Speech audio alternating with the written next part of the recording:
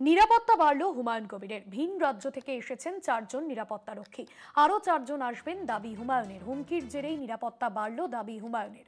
নিরাপত্তা বাড়ল হুমায়ুন কবিরের, হুমকির জেরেই নিরাপত্তা বাড়ল দাবি হুমায়ুনের। ভিন রাজ্য থেকে এসেছেন 4 জন নিরাপত্তারক্ষী, আরো 4 জন আসবেন এমনটাই দাবি করেছেন হুমায়ুন কবির।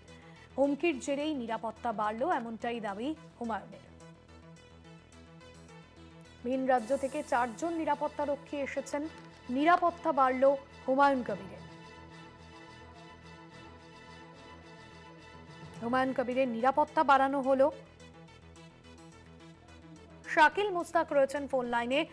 শাকিল, নিরাপত্তা বাড়ানো হলো হুমায়ুন কবিরের, কি নিরাপত্তা দেওয়া হচ্ছে? নিরাপত্তার রক্ষী আরো 4 জন বাড়ানো হয়েছে। একদমই মুর্শিদাবাদ ভরতপুরের বিধায়ক তথা তৃণমূলের সাসপেন্ডেড নেতা হুমায়ুন কবির এর জন্য কিন্তু নিরাপত্তা ভিন রাজ্য থেকে এসেছে এবং নিরাপত্তা যখন এসেছেন তখন তিনি হুমায়ুনের যে দাবি করছেন যে এখনো পর্যন্ত 4 জন নিরাপত্তা রক্ষী এসেছেন এবং আরো 4 জন আসবেন বলে তিনি জানান।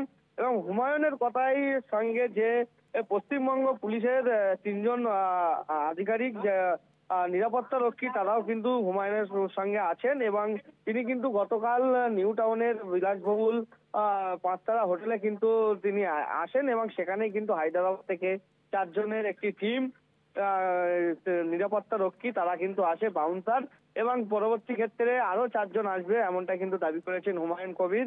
এবং তিনি বিভিন্ন বিষয় দিক থেকে কিন্তু তিনি হুমকি পাচ্ছেন, তিনি সেইসব হুমকি কিন্তু তোয়াক্কা করেন না, তিনি এমনটাই কিন্তু জানিয়েছেন।